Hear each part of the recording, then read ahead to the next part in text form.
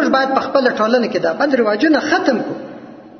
په دې شادۍ کې عجیبه بل رواج خلاف بل روان دی چې شریعت او زموږ مذهب پر دې باندې داسې ټینګ ولاړ دي وای دا دغه سخت ناروا دي لکه رشوت.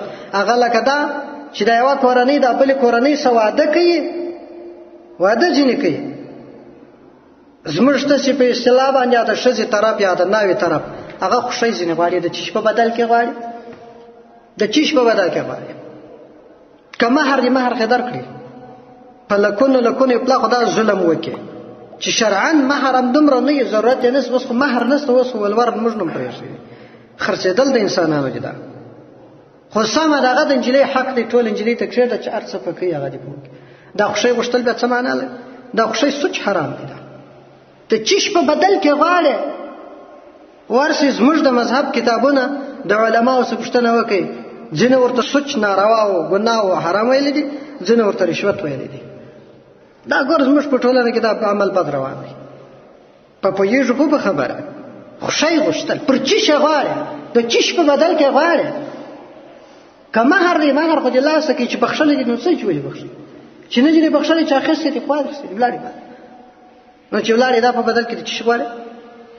اوس نو که هغه بیچاره یو کار سم خوا دې د سره ووي کې در وي. اوس نو د خدای غریبان سته، پور کوي دار کوي، بیچاره ور برابر وي. اوس به نو راسو تاسې راته ووایاست چې موږ د رسول الله صلی الله علیه وسلم امتیان یو، هغه ودونه څنګه کول؟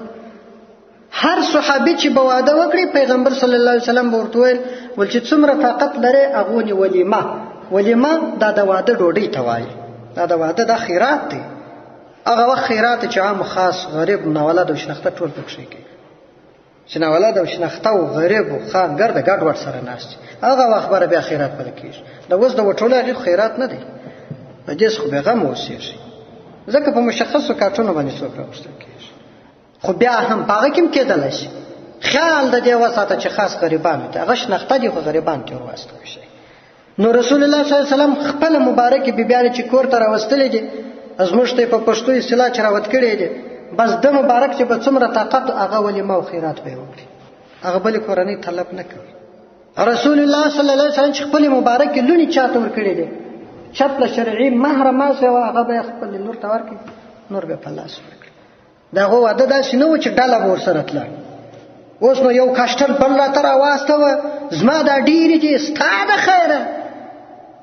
نو څه دي چې ډېرې دي ستا دا یو کس حق لري چې مطلق زه په موټر کښېنم چې هغه موږ مهر په بدل کې درکړي در سره ولګوه کور ته، بس هېڅوک حق نه لري چې را سره ولاړ شي. اما که ما درته دعوت درکړي راونه غوښتلی چې راسه به د خیرات کې ګډون وکړه بیا راسه. پر دې باندې خوابدیان جوړ شوي چې شادي په بې خوندي لړۍ شوې ده. خو مې مخکې درته وویل چې بد رواج تاوانونه لري، بده نتیجه لري. دغه بده نتیجه د اخر دا ما درته ویل چې شادي په غم او په زرشني بدله شي او غم په لس غمه بدل شي. بد رواج ښوول د دنیا او د آخرت تاوانونه لري. نو ځکه رسول الله صلی الله علیه وسلم څه فرمایي؟ من سن فی الاسلام سنة حسنه فله اجرها واجر من عمل بها من بعده. که چا په اسلام کې یو ښه رواج کېښوی دته خو به الله ثواب ورکړي. د ده وروسته چې څومره انسانان په دا ښه رواج باندې عمل کوي، په دې اسلامي او شرعي رواج عمل کوي، د دې ټولو انسانانو ثواب دته پوره روان دی. یعنی که زرو کسان عمل وکړي لکه ده چې زر واره دا عمل وکړي. او د بد دا هم عین کیسه ده. د بد رواج دا دی که چا بد رواج کېښوی بد عمل په ټولنه کې رایج کړي ده خو ګناه وکړل چې ویې کړل چې څومره انسانان په دې بد رواج باندې عمل کوي د دې ټولو سزا به الله ورته ورکوي. مثلا که زر کسان په دې ناروا رواج باندې اخته سول، په دې حرام او په دې بد رواج اخته سول لکه ده چې زر واره دا ناروا وکړل. نو بد رواج ښوول دا د دنیا او د آخرت د تاوانو سره مل، ښه رواج ښوول د دنیا او د آخرت د ګټو سره مل دی. نو موږ باید په خپله ټولنه کې دا بد رواجونه ختم کړو. په تکرار بیا درته وایم چې دغه په شادیو کې دغه شان د چا سره مه تلوئ، دا حرام دی، مطلق حرام دی. نو بیرته راځم خپلې خبرې ته. هغه دا دی چې په ټولنه کې، په جامعه کې، په کورنۍ کې، په علاقه کې د هر مسلمان نر او ښځه د ټولو دا فریضه ده، دا پر فرض، دا پر واجب دی چې د اسلام څخه په خلاف رواجونو په مقابل کې ودرېږي. ختم کې اقل نور کدي پوس نه پر چې په خپل پخته خپل پرېږ ورور دي پختای په کور کې انسانان پخته خپل کورنۍ څخه بند.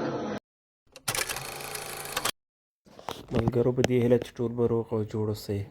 تاسو هم کولی شئ چې خپلې دیني پوښتنې د ویډیو په کمنټ کې راولېږئ تر څو مفتي صاحب درته ځواب کړي. ملګرو زموږ دا پوسټونه تر نور ملګرو د ثواب په نیت شیر کوئ تر څو هر یو مسلمان د دې هر یو مسلې خبر او پوه شي. السلام علیکم.